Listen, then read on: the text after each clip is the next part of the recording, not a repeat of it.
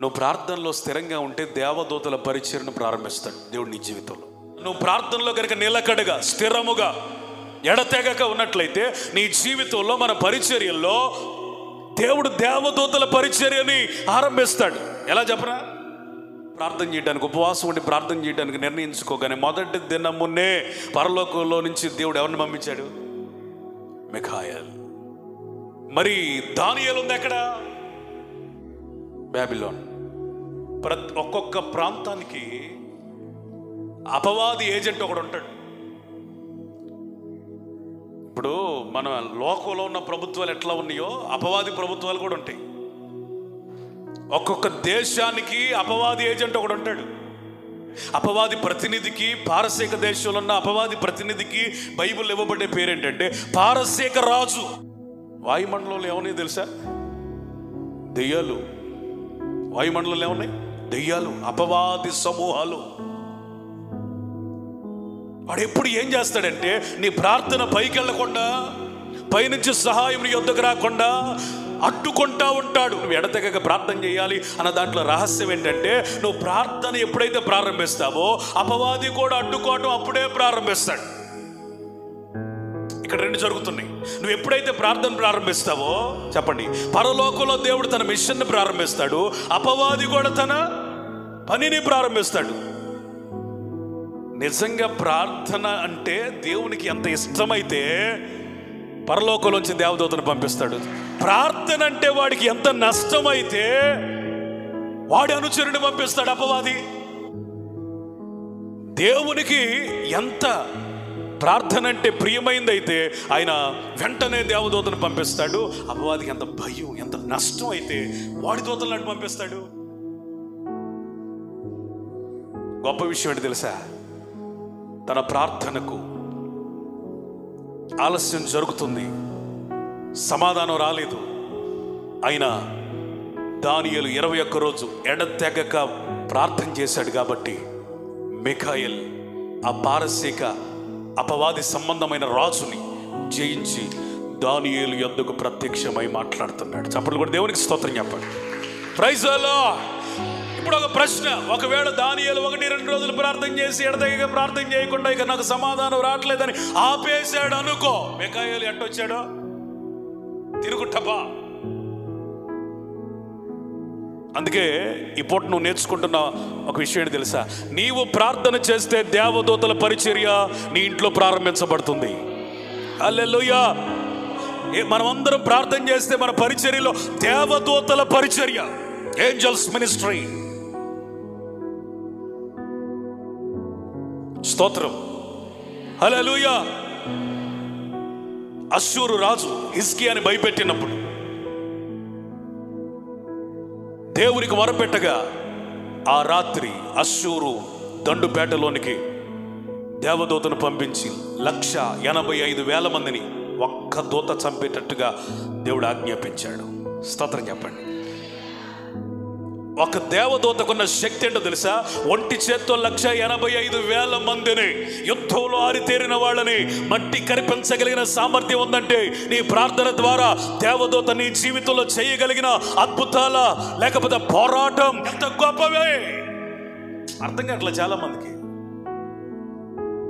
ప్రార్థన చేస్తే ఏమన్నట, ప్రార్థన చేస్తే ప్రార్థన చేస్తే దేవుడు నీకు పరిచర్య చేయటానికి దేవదూతలు పంపిస్తాడు. దేవదూత కనుక నీ జీవితంలో పని చేయటం ప్రారంభిస్తే no one can stop you. నిన్నెవ్వడు ఆపలేడు. స్తోత్రం చూద్దామా? స్తోత్రం చూద్దామా? మన పరిచర్యని ఎవడు ఆపలేడు. నీ భక్తి జీవితాన్ని ఎవడు ఆపలేడు. నీకు వస్తున్న ఏదిలోనైనా నువ్వు జయాన్ని సమృద్ధిగా పొందుతావు. ప్రతికూలతలో కూడా ప్రభావముతో బ్రతుకుతావు.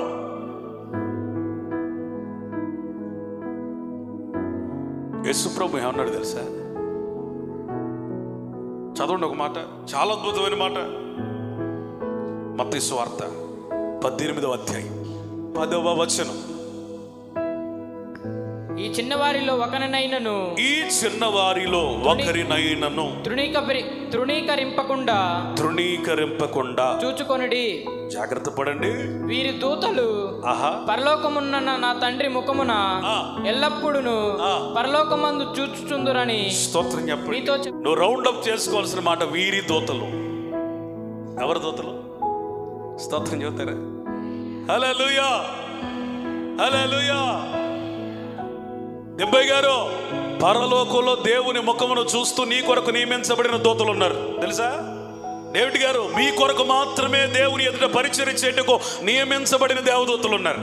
అందుకని మీ ప్రయాణాల్లో దేవుడు కాపాడుతున్నాడు. ఈ వచనాన్ని చదివితే దేవుని ప్రేమను నువ్వు పొగడకుండా ఉండలేవు. ఇర్మియా గారు, అన్ని విషయాల్లో భయపడుతున్నారు. మీ కొరకు మాత్రమే నియమించబడిన దేవదూతలు దేవుని ముఖం ఎదుట ఎప్పుడు నీకు పరిచర్య చేయాలని కాపుగా ఎదురు చూస్తూ ఉన్నారు. నువ్వు ప్రార్థన చేయటమే ఆలస్యం. నిజంగా దేవుని ప్రేమ ఎంత గొప్పదండి. నీ కొరకు పరలోకంలో కొంతమంది దూతల్ని నీ కోసం భూమి మీద పరిచర్య చేయటానికి ఆయన ఎదుట నిలవబెట్టుకున్నాడంటే, నువ్వు ప్రార్థించగానే పంపడానికి ప్రయత్నాలు చేస్తూ ఉన్నాడంటే నీ మీద ఆయన ఎంత శ్రద్ధ చూపించాడు. నువ్వు ఎంత గిట్టిగా కొడితే అంత గిట్టిగా చప్పట్లు కొట్టు. నేను ఆపమనేదాకా కొట్టు.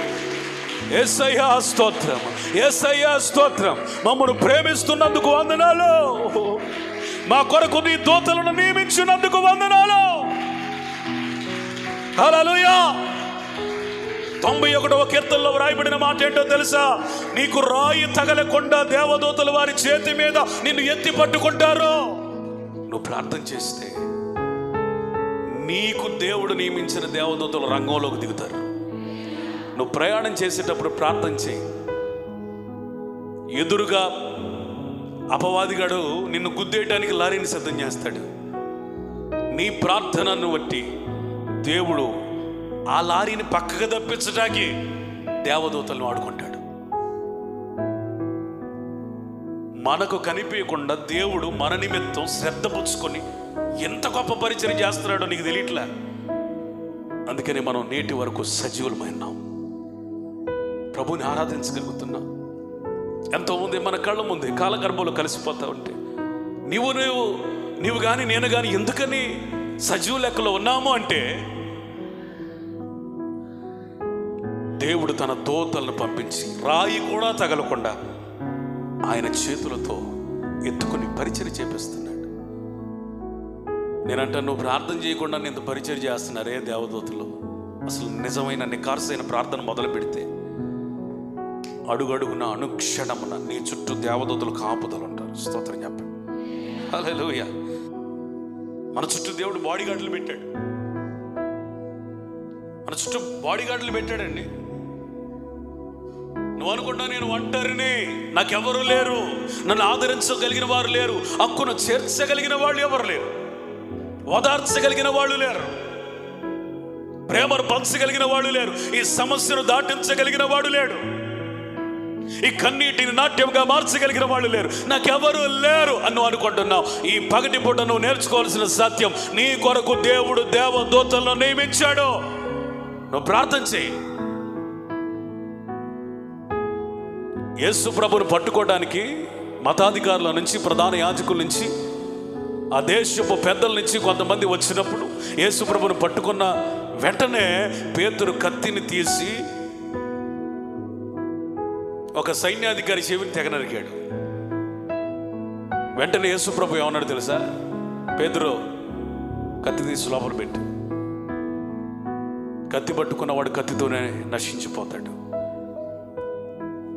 నేను ఈ క్షణమున ప్రార్థన చేయడానికి వల్లపడదు కాబట్టి చేయట్లేదు. ఒకవేళ నేను కనుక చేస్తే 12 సేనా వ్యూహాల్ని నా కొరకు దేవుడు పంపిస్తాడు. స్తోత్రం చెప్పండి. అంటే ఎందుకు ఈ మాట నేను చెప్తున్నానంటే, నువ్వు ప్రార్థన చేస్తే దేవుడు సేనా వ్యూహములను పంపిస్తాడు. సేన అంటే 6000 యోధులు, అంటే 6000 దూతలు. సంఘం అత్యాశక్తితో ప్రార్థించగానే దేవుడు దేవదూతను పంపించి పేతురును విడుదల గావించాడు. స్తోత్రం చూద్దామా? స్తోత్రం చెప్పండి. సంఘమేమో ఇక్కడ ప్రార్థన చేస్తుంది, చెప్పండి. దేవుడేమో అక్కడ ఏర్పాట్లు చేస్తున్నాడు.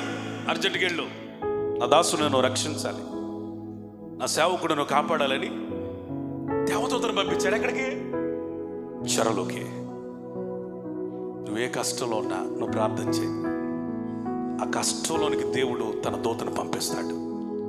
ఆ హాస్పిటల్లోనికి దేవుడు తన దూతను పంపిస్తాడు. ఆ నష్టంలోనికి దేవుడు తన దూతను పంపిస్తాడు. ఆ ప్రతికూలమైన వాతావరణంలోనికి దేవుడు తన దూతను సహాయంగా నీకు పంపిస్తాడు. మనం ఎవరు లేని ఒంటర్లం కాదు, అనాథలం కాదు. దేవుడు మన కొరకు పరిశుద్ధాత్మనిచ్చాడు. స్తోత్రం చెప్పండి. దేవుడు మన కొరకు దేవదూతలు నియమించాడు. తన దూతల ద్వారా ఆయన పరిచర్య ప్రారంభించాలంటే, ఆయన దూతల పరిచర్య నీ జీవితంలో జరగాలంటే ఖచ్చితంగా నువ్వు ప్రార్థన చేయాలి. దేవదూతల పరిచర్య నీ జీవితంలో ప్రారంభించేది ఏంటి చెప్పండి? నీ ప్రార్థన. నువ్వు ప్రార్థన చేయి. ఖచ్చితంగా ఇది మొదలుకొని నూతనమైన కార్యాలను చూడబోతున్నావు. స్తోత్రం, హల్లెలూయా. నూతనమైనటువంటి క్రియలను చూడబోతున్నావు. ఈ దృష్టితో చెయ్యి. ఏ దృష్టితో? నేను ఇప్పుడు ప్రార్థన చేస్తున్నాను, దేవుడు నా కొరకు దూతను పంపిస్తున్నాడు. నేను ఇక్కడ నా ప్రార్థన ప్రారంభించాను, దేవుడు తన దూత ద్వారా తన పనిని ఆరంభించాడు. ఒకవేళ నీ పిల్లలు హాస్టల్లో ఉన్నారా, వాళ్ళకి ఏమవుతుందని నువ్వు భయపడుతున్నావా? ఇక్కడ నువ్వు ప్రార్థన చేస్తే దేవుడు అక్కడ తన దూతల ద్వారా నీ పిల్లలకి సహాయమును అందిస్తాడు. ఒకవేళ నీ పిల్లలు విదేశాల్లో ఉన్నారా, వాళ్ళకి ఎలా ఉందని నువ్వు కంగారు పడుతున్నావా? వారి ప్రపంచంలోని ఏ మూలలో ఉన్నా నువ్వు ప్రార్థన చేస్తే దేవదూతలు అక్కడికి దిగి వచ్చి వారికి పరిచర్య చేస్తారు. యేసు ప్రభు 40 దినాలు 40 రాత్రులు ఉపవాసం ఉండి ప్రార్థన చేసి ముగించిన తర్వాత, అపవాది కూడా శోధించి వెళ్ళిపోయిన తర్వాత ఎవరు వచ్చారు? వెంటనే దేవదూతలు ఏం చేస్తున్నారు? పరిచర్య చేస్తున్నారు. స్తోత్రం చెప్పండి. ప్రార్థన చేసే వాళ్ళని దేవుడు గౌరవిస్తాడు. దేవుని సన్నిధిలో కన్నీరు విడవగలిగిన వారిని దేవుడు గౌరవిస్తాడు. ఉపవాసం ఉండగలిగిన వారిని దేవుడు గౌరవిస్తాడు. సమస్యలో ఆయన పాదములను పట్టుకొనగలిగిన వారిని దేవుడు గౌరవిస్తాడు, ఘనపరుస్తాడు, సహాయం ఇస్తాడు. సన్హెరీబు హిజ్కియా మీద ప్రగల్భాలు పలికి విశ్వాసహీనునిగా హిజ్కియాని చేయాలని ఆశపడ్డాడు. కానీ హిజ్కియా ఏం చేయాలో దిక్కుతోచని పరిస్థితుల్లో దేవుని ఎదుట కన్నీళ్లు విడిచాడు. నా శక్తి చాలదు ప్రభు, నా బలము చాలదయ్య, నా వల్ల కాదు. నేను రాజునైతే అవ్వచ్చు కానీ ఈ రాజ్యాన్ని నేను కాపాడుకోలేను, నా వల్ల కాదు. శక్తికి మించిన సైన్యం నా మీదకి వస్తుంది. దేవుడు హిజ్కియా ప్రార్థన విని, నేను నా దేశాన్ని పాడు కానివ్వను, నా సేవకుడైన దావీదు నిమిత్తం ఈ దేశాన్ని పాడు కానివ్వను అని ఆదరించాడు హిజ్కియాని. ఆ రాత్రి ఒక్క దూతను పంపించాడు దండుపేటలోకి, అశ్షూరు దండుపేటలోకి. దండుపేట అంటే ఏంటి? సైన్యము టెంట్లు వేసుకొని యుద్ధం కోసం సిద్ధమై విశ్రాంతి తీసుకునే స్థలం దండుపేట. వాళ్ళందరూ మారణాయుధాలన్నీ సిద్ధం చేసుకుని యుద్ధానికి సిద్ధమైపోయి రెస్ట్లో ఉన్నప్పుడు రాత్రి పూట పంపించి నిద్రపోతున్నవాడు నిద్రపోతున్నట్టుగానే 185,000 మందిని, ఒక్కొక్కడిని ఏమండి 185,000 మందిని చంపాలంటే ఎంత శక్తి ఉండాలి, ఎంత బలం ఉండాలి. మనం బలహీనులమే, మన కొరకు నియమించబడిన దేవదూతలు బలవంతులు. మన దేవుడు బలవంతుడు, ఆయన బలము మనకు చాలును. నీ జీవితంలో దేవదూతల పరిచర్య ప్రభు ఆరంభించునుగాక. హల్లెలూయా. నీ ఇంటిని ఆవరించునుగాక. పాస్టర్ గారు, నేను నిద్ర పట్టలేదండి.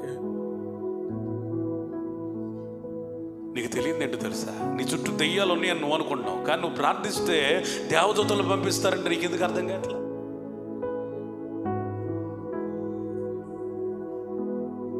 ఆయన ప్రేమను ఎలా వర్ణించగలమండి? ఆయన ఏర్పాటుని ఎలా వర్ణించగలమండి? ఆయన నియామకాన్ని ఎలా వర్ణించగలమండి? అసలు ఏ పాటి వారి మనల్ని అంత ప్రేమించి అంత శ్రద్ధ తీసుకొని దేవదూతలు నియమించాడండి? అసలు ఏ పాటి వాళ్ళం మనం? ఎంతగా ప్రేమించిన దేవుని సన్నిధిలో నువ్వు కన్నీరు విడవకపోతే, ప్రార్థనలో స్థిరంగా ఉండకపోతే, నీ ప్రార్థనా జీవితాన్ని సరిగ్గా కాపాడుకోకపోతే ఆత్మీయ జీవితం వలన నీకు ఉపయోగం లేదు. ఈరోజు నుంచి ఒక తీర్మానం తీసుకో. కష్టం వచ్చినప్పుడే కాదయ్యా, నష్టం వచ్చినప్పుడే కాదయ్యా, శ్రమ వచ్చినప్పుడే కాదయ్యా, అవసరత వచ్చినప్పుడే కాదయ్యా, నేను ఇది మొదలుకొని అన్ని సమయాలలో ప్రార్థన చేస్తాను. స్తోత్రం, ప్రైజ్ ది లార్డ్. ప్రార్థన అందరూ చేస్తారేమో కానీ క్రమమైన ప్రార్థన కొందరే చేస్తారు. ప్రార్థన అందరూ చేస్తారు. కష్టం వస్తే ప్రార్థన చేయని వాళ్ళు ఎవరన్నా ఉన్నారా? నష్టం వస్తే ప్రార్థన చేయని వాళ్ళు ఎవరన్నా ఉన్నారా? ఎవరికైనా బాగోకపోతే ప్రార్థన చేయని వాళ్ళు ఎవరున్నారు? అందరు చేస్తారు. ప్రార్థన తెలియదు ఎవరికి. కాకపోతే మనం ప్రార్థన చేయాలంటే ఏం కావాలి? కష్టం రావాలి, రోగం రావాలి, బాధ రావాలి, ఎవరికైనా ఏదైనా కావాలి. కానీ దానియేలుకి ఏం అవసరంలా. ఉదయం అయితే చాలు మోకాళ్ళు ఎత్తాడు, చేతులు ఎత్తుతాడు. మధ్యాహ్నం అయితే చాలు మళ్ళీ మోకాళ్ళు వేస్తాడు, చేతులు ఎత్తుతాడు. రాత్రి అయితే చాలు మళ్ళీ మోకాళ్ళు వేస్తాడు, చేతులు ఎత్తుతాడు, ప్రార్థన చేస్తాడు. ముమ్మారు ప్రార్థించాడు. క్రమమైన ప్రార్థనకి కేర్ ఆఫ్ అడ్రస్ దానియేలు. యేసు ప్రభు శరీరధారిగా ఉన్న దినములలో అంటే అర్థం ఏంటి? శరీరధారిగా ఉన్న దినములు అంటే అర్థం ఏంటి? ఆయన 33.5 సంవత్సరాలలో ప్రతి దినం ప్రార్థన చేశాడు. శరీరధారిగా అంటే అసలు శరీరం ధరించిన దినము మొదలుకొని చిన్నప్పుడు ఎట్ట ప్రార్థన చేశాడు, ఊహలేనప్పుడు ఎట్ట ప్రార్థన చేశాడు. ఏమో స్తోత్రం. దేవునికి అసాధ్యమైంది ఏదైనా ఉందా? మన యేసు ప్రభు గొప్పవాడు. అందరూ ఊహ తెలిసి నుంచి ప్రార్థన చేస్తారు. ఈయన సమూయేలు కంటే సీనియర్, దానియేలు కంటే సీనియర్. ఈయన శరీరధారిగా ఉన్న దినములన్నిట ఎట్లా చేశాడంట? మహారోదనతో, స్తోత్ర, కన్నీళ్లతో, హల్లెలూయా. తనను మరణము నుంచి విడిపించగలిగిన, తప్పించగలిగిన దేవునికి ప్రార్థన చేశాడు. అందుకనే ఆయన ప్రార్థన జీవితం ఆయనకు విజయాన్ని ఇచ్చింది. యవనస్తులారా, మీరు ప్రార్థన చేయండి, మీరు విజయాన్ని చూడబోతున్నారు. ఇది మొదలుకొని సంగమా, మీరు క్రమంగా ప్రార్థన చేయండి, క్రమంగా ప్రార్థన చేయండి. దేవదూతలు మీ కొరకు పని చెయ్యనివ్వండి, వారి పరిచర్యను కొనసాగించనివ్వండి. నీ కొరకు దేవదూతలు పెట్టాడు దేవుడు. నువ్వు ప్రార్థన ప్రారంభించగానే వారు ఆపరేషన్, వారి మిషన్ వెంటనే ప్రారంభిస్తారు, పరిచర్యను వెంటనే ప్రారంభిస్తారు. వారు శక్తి అమోఘం, అసమానం. ఈ జీవితాన్ని ఎలా నిర్వహించాలో దేవదూతలకి జ్ఞానం ఇవ్వబడింది. నీకు ఏ విధంగా నిన్ను నడిపించాలో దేవదూతలకు మార్గనిర్దేశకం చేయబడింది. దేవుడు అన్నీ చెప్పి పంపించాడు దేవదూతలకి. వెళ్ళండి, ఇచ్చేయండి, వచ్చేయండి, అలా చెప్పండి, ఇలా చెప్పండి, ఆ కార్యం చేయండి, ఈ కార్యం చేయండి. నేను అన్ని పురమాయించి దేవదూతలు పంపించి కార్యాలు చేస్తున్నాడు. నువ్వు నిజంగా భక్తి కలిగిన వాడు అయితే నువ్వు క్రమం తప్పకుండా ప్రార్థన చేస్తావు. నువ్వు క్రమం తప్పకుండా ప్రార్థన చేస్తే దేవుడు నీ కొరకు దూతను పంపిస్తాడు. స్తోత్రం చెప్పండి, హల్లెలూయా. జాన్ అనేటువంటి ఒక అనామకుడు, ఎవ్వరూ లేని ఒక వ్యక్తి, ఒక పేదవాడు, ప్రతిరోజు మందిరంలోకి వెళ్ళి ప్రార్థన చేసేవాడట. ప్రతిరోజు, అప్పుడప్పుడు కాదు, ప్రతిరోజు మందిరంలోకి వెళ్ళి ప్రార్థన చేసేవాడట. ఒకరోజు అతనికి రోగం వచ్చింది. ఎవరో కనికరించి హాస్పిటల్లో జాయిన్ చేశారు. హాస్పిటల్ బెడ్ మీద ఉన్నాడు. పక్కనున్న పేషెంట్స్ కానీ ఆ పేషెంట్ తాలూకు వాళ్ళందరూ చూస్తున్నారు. అతని కోసం ఎవరు రాట్లా. డాక్టర్ వస్తున్నాడు, సెలైన్ పెడుతున్నాడు, నర్సు వస్తుంది, ఇంజక్షన్ చేస్తుంది తప్ప ఇంకొక నరమాత్రుడు కనపట్ల అతని దగ్గరికి వచ్చి ఓదార్చేవాడు కానీ ఊరడించేవాడు కానీ. అందరూ అనుకుంటున్నారు ఎవరు లేరా వీళ్ళకి, పాపం అనుకుంటున్నారు. దేవుడే వచ్చాడు హాస్పిటల్లోనికి. వచ్చి అంటున్నాడు, జాన్ అనగానే కళ్ళు తెరిచి చూశాడు.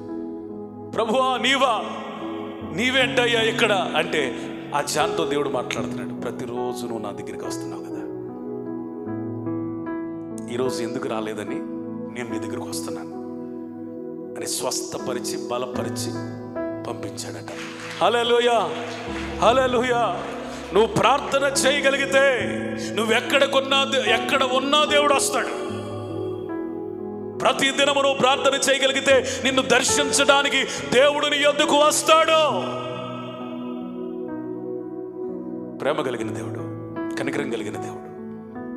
నువ్వు ప్రార్థన చేస్తే, ప్రతిదినం ఆయన ముఖ దర్శనం చేస్తే నిన్ను కూడా ఆయన చూడటానికి ఇష్టపడతాడు, నీతో మాట్లాడడానికి ఇష్టపడతాడు, నీకు సహాయం చేయడానికి ఇష్టపడతాడు, నిన్ను స్వస్థపరచడానికి ఇష్టపడతాడు, నిన్ను బాగు చేయడానికి ఇష్టపడతాడు, నిన్ను బలపరచడానికి ఇష్టపడతాడు, నిన్ను సరైన మార్గంలో నడిపించడానికి ఇష్టపడతాడు.